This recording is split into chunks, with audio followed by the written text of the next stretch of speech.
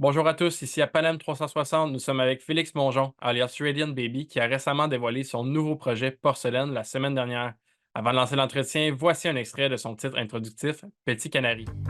Tu pars sans cesse d'escapade. Tu voudrais mettre le feu sans te brûler. Je vois tes dents pointues quand tu me souris. La lainerie, tu me fais signe et je rougis. Salut Félix, comment ça va? Ça va bien, merci, toi? Très bien, merci. Il y a 3 ans, tu nous dévoilais ton projet Pantomime. J'aimerais savoir comment ça s'est déroulé de ton côté depuis cette sortie-là. Ouais, ben ça a été comme toutes sortes d'étapes parce que effectivement, ça fait déjà 3 ans pantomime. Depuis, il y a plein de choses qui sont passées. J'ai notamment eu un bébé entre-temps, donc ça l'a complexifié un peu la gestion du temps puis la création de l'album. Fait que j'étais particulièrement content d'arriver, de réussir à en venir à bout avec Porcelaine. Mais c'est ça, ça a été tout un processus. J'ai commencé pas tant longtemps après Pantomime à écrire les nouvelles chansons du disque là, que je viens de sortir. Euh, j'ai aussi pris des démos, puis des mélodies, des riffs que j'avais qui remontent à vraiment longtemps. Fait que ça a été plusieurs itérations, plusieurs étapes de faire une tune ici, faire une tune là, après ça, d'y revenir plus tard, ensuite collaborer avec des amis, d'autres musiciens. Fait que ça a avancé comme ça par étapes, tranquillement. Tu as mentionné justement ce nouveau projet Porcelaine. Comment ça a fonctionné au niveau de la création, vu que ça s'est échelonné sur une période de 3 ans? Ouais, ben c'est ça justement au départ. Excuse-moi, j'ai une petite toux. Ouais, c'est ça au départ. Mon processus de création, j'ai tendance à faire plusieurs démos. Fait que je commence pour cet album-là en particulier, j'ai pas été beaucoup au studio pour faire mes démos. Je suis resté plus à la maison. J'ai fait beaucoup de démos juste ici où je suis en ce moment, juste à la table de la cuisine chez moi, sur mon ordi, avec un synth, des fois ma guitare, juste d'y aller très simple pour commencer, juste les idées générales. Puis je suis allé en mode lancer les idées, faire plein de démos. Genre, j'ai une phase, j'en faisais mettons un par jour comme ça.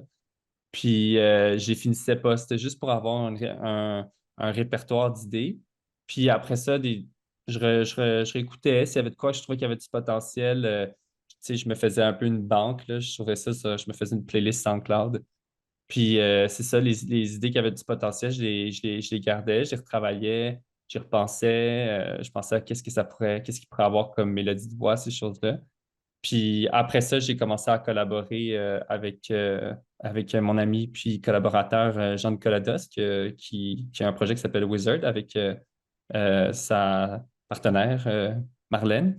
Puis on a vraiment plus poussé les chansons ensemble en studio après ça. À partir des démos plus simples là, que j'avais, on est allé développer ça, mis plus ben, en fait, il est guitariste, Jean-Nic, puis moi aussi. Fait que le disque, il s'est retrouvé à avoir beaucoup plus d'influence guitaristique, là, si on veut. Plus post-punk sur certains plans. Fait que, mais ça varie vraiment d'une tune à l'autre, là. On a fait ça une tune à la fois ensemble au studio pour la réalisation, l'enregistrement à partir des démos. Est-ce que tu as l'impression justement d'avoir créé à la maison au début, t'a permis d'aller ailleurs, d'avoir des titres qui sont un peu plus intimes, là? Euh, c'est quelque chose que j'avais déjà fait de créer à la maison. Je suis un peu comme retourné au point de départ parce que quand j'ai commencé à faire de la musique, j'avais pas de studio. Puis mon premier EP, je l'ai fait tout à la maison comme ça. Puis après ça, j'ai commencé à travailler plus en studio. Puis là, ça a été un peu un retour vers ça du moins pour le début, pour les démos, là. Fait que c'était quand même quelque chose que je connaissais, mais quand j'ai commencé à faire de la musique, j'écrivais pas de paroles. Euh, f- Puis après ça, quand j'ai commencé à écrire des paroles, c'était très simple, mon premier EP, tout ça. Fait que je pense que mon approche au niveau des textes, des paroles a quand même beaucoup changé. Que je sais pas si c'est pas nécessairement le fait de travailler de la maison ou de composer de la maison, mais je pense que c'est plus mon attitude aujourd'hui où est-ce que j'ai plus envie de pousser les textes, j'ai plus envie de raconter quelque chose qui est pas juste un truc qui sonne bien mélodiquement, mais aussi un texte qui est intéressant. Fait que c'est à partir plus de ce disque-là. Sur Pantomime, j'avais commencé un peu à avoir ce souci-là, mais sur ce disque-là, j'ai encore plus ce souci-là. Et est-ce que tu dirais que c'est la grande différence entre pantomime, justement, et porcelaine? C'est de ce désir-là d'avoir un peu plus de substance dans les textes, là? Ben, c'est sûr que la différence la plus évidente, c'est que Porcelaine, c'est le premier disque qui est entièrement français. J'avais commencé sur Pantomime à faire cette transition-là.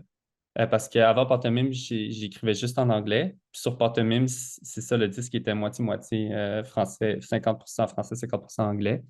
J'avais commencé, je pense, à pousser un peu plus les textes, mais oui, c'est à part cette transition-là plus marquée vers le français, je pense que l'approfondissement des textes, c'est définitivement ce qui paraît le plus sur Porcelaine. Puis, je pense l'influence des guitares, l'influence du style aussi de Jean-Nic. C'est la première fois qu'on co-réalise un album ensemble. Alors que sur les deux albums précédents, j'avais plus, c'était plus co-réalisé avec Steven Chouinard de Le Couleur. Fait que ça met un son différent sur cet album-là. Je pense aussi que j'ai pris plus de temps que jamais auparavant pour vraiment m'assurer de perfectionner, peaufiner chaque détail, chaque étape, autant au niveau des textes au niveau des arrangements. Fait que c'est quand même ça, ce serait des différences, je pense, pour Célène. Tu l'as mentionné que ce projet-là, Porcelaine, était entièrement en français.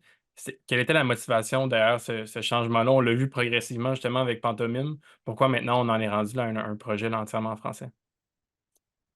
Euh, excuse-moi, je l'aime tout. Ouais, pourquoi c'est entièrement en français? Ça a été vraiment comme un processus pour moi de me rendre là entièrement en français. Tu sais, j'ai commencé en début vingtaine là, à m'intéresser beaucoup à la scène musicale de Montréal. Puis à ce moment-là, je côtoyais vraiment la scène anglophone. Alors quand j'ai commencé à composer plus sérieusement de la musique autour de 23-24 ans, euh, j'avais vraiment ces influences-là plus anglophones. Ben, d'une part de la scène musicale montréalaise, parce que si je sortais dans cette scène-là, ces choses-là, mais aussi comme des influences plus euh, en dehors aussi de Montréal, là, plus cosmopolite. Tu sais, le fait d'écouter de la musique en anglais, comme n'importe quelle forme d'art en anglais, ça t'ouvre vers le monde. Il y a tellement d'options. Quelque chose, je pense, que je trouvais vraiment tu sais, enthousiasmant puis inspirant là-dedans, dans ma vingtaine. Puis tranquillement, je pense que j'ai ressenti comme un désir de retrouver un peu mon identité francophone, là, trouver un peu, je sais pas, le son de la langue française, comment j'ai grandi, ça fait partie de mon identité. Puis j'ai voulu intégrer un peu ces deux côtés-là de mon identité, si on veut, ce que j'ai découvert dans l'art puis la musique anglophone, mais aussi ce qui fait partie de moi profondément. Puis les gens que je me suis mis à côtoyer aussi, tu sais, tranquillement, je me suis mis à plus faire partie de la scène francophone. Fait que je me suis dit, mais tu sais, c'est plus ça ma gang, c'est plus ça ma famille. Tu sais, j'aimerais ça participer, dans le fond, à la scène francophone, puis essayer d'amener mon point de vue, tu sais, puis amener aussi mon influence de ce que j'ai vu dans la musique plus en anglais. Je me suis dit peut-être qu'il y a une façon de rattacher tout ça ensemble. Concernant Porcelaine, j'aimerais ça qu'on se penche sur la pochette, en fait, de l'album, euh, qui est très, très intrigante. On voit plusieurs éléments dessus, puis ça donne le ton sur l'univers de Porcelaine. J'aimerais ça savoir c'est quoi l'inspiration derrière ça. Ouais, ben, c'est toujours. Je collabore beaucoup avec, avec ma partenaire, ma copine, pour les concepts des pochettes, là. Même le nom du projet Radiant Baby, c'est elle qui a eu l'idée, là. On brainstormait ensemble des idées de noms de projets à ce moment-là, quand je commençais en 2015, quand j'ai commencé à faire des chansons pour Radiant Baby. Puis j'avais comme un projet instrumental avant. Puis là, je me suis dit, il faut que je change de nom, tu sais, parce que maintenant, il y a il y a de la voix, puis je veux dire, le style avait changé.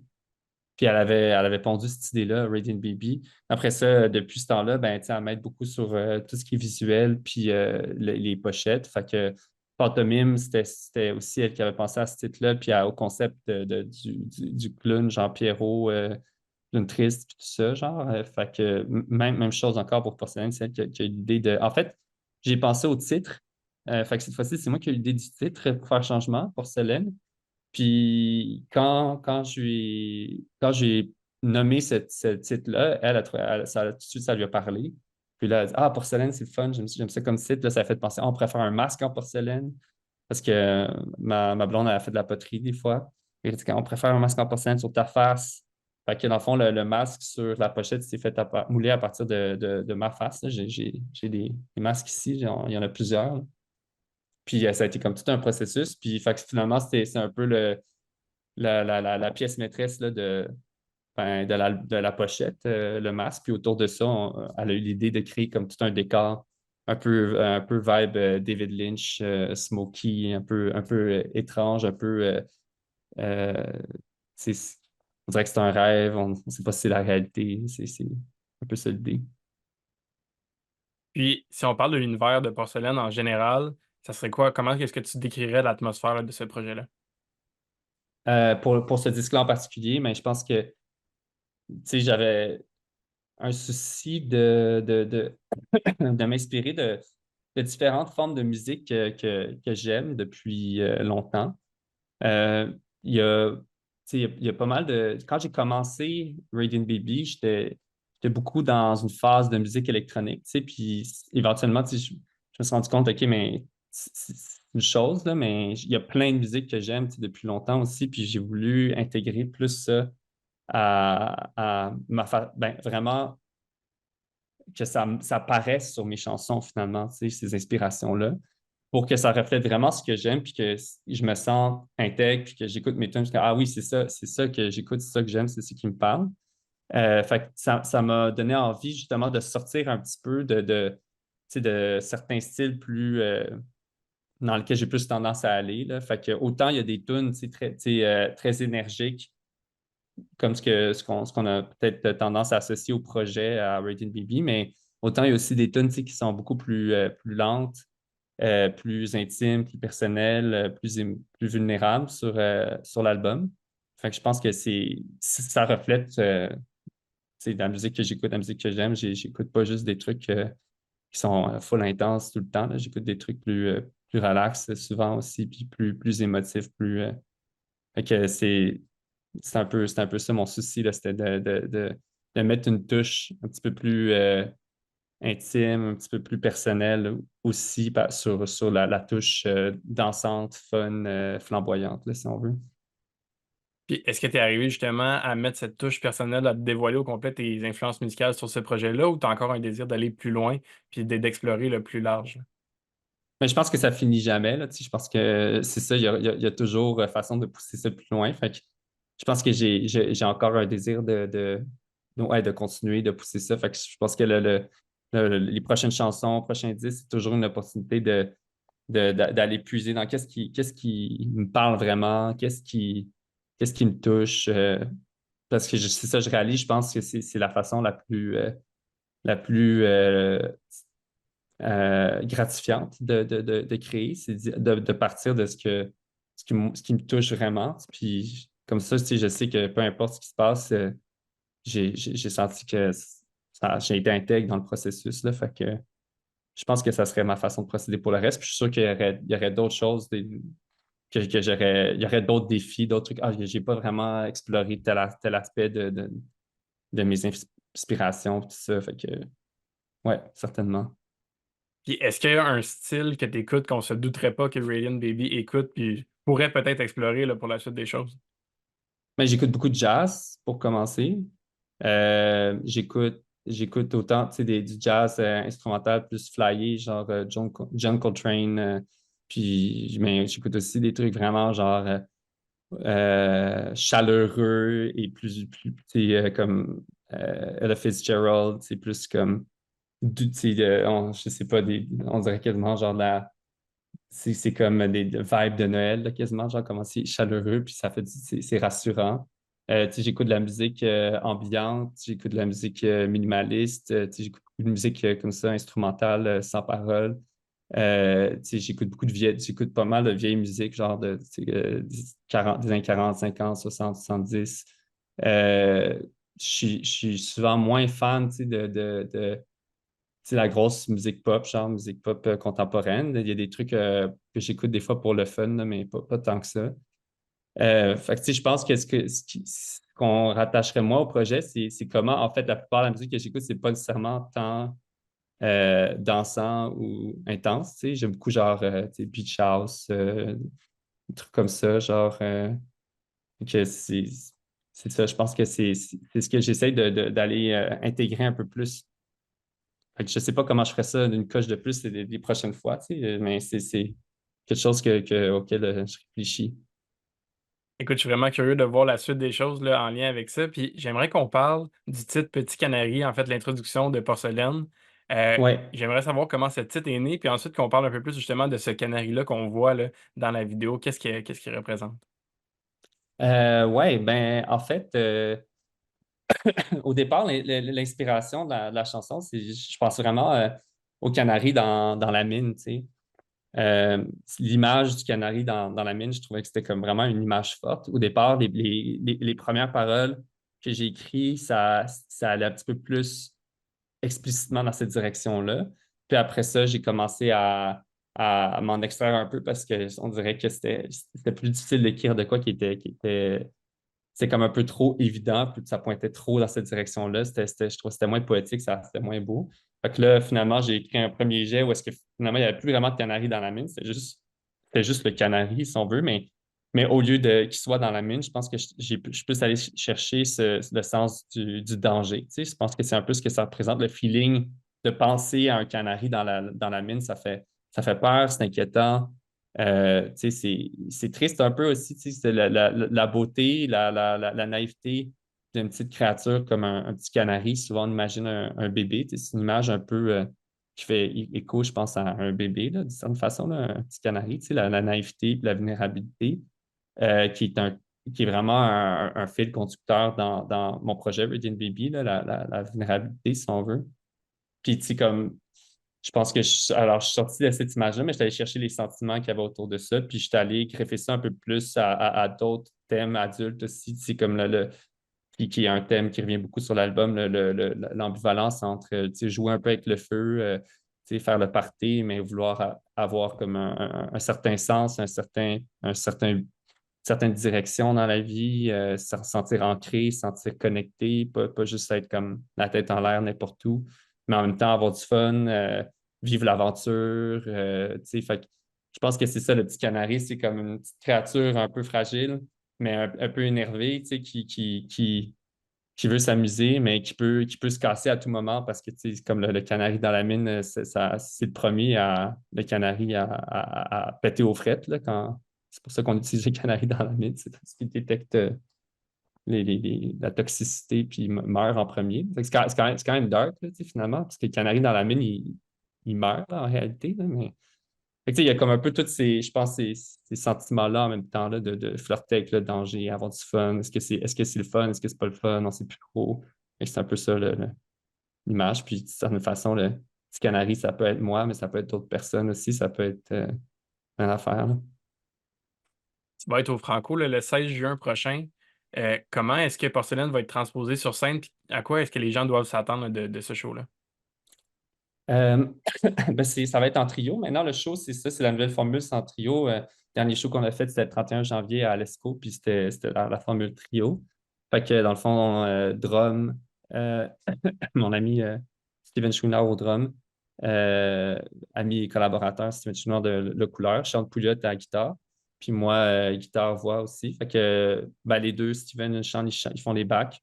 Moi, lead vocal puis guitare aussi. Puis on a aussi une bass qui fait des séquences live. Il va y avoir des nouvelles chansons qu'on n'a pas jouées auparavant. Le set est un peu plus long, plus de tunes en français là, parce que c'est les Franco. Fait que on a réaménagé un peu le set pour que ça fitte avec la mission francophone des Franco. Là. Fait que je pense que ça va être pas mal cool. Je travaille là-dessus en ce moment. Là.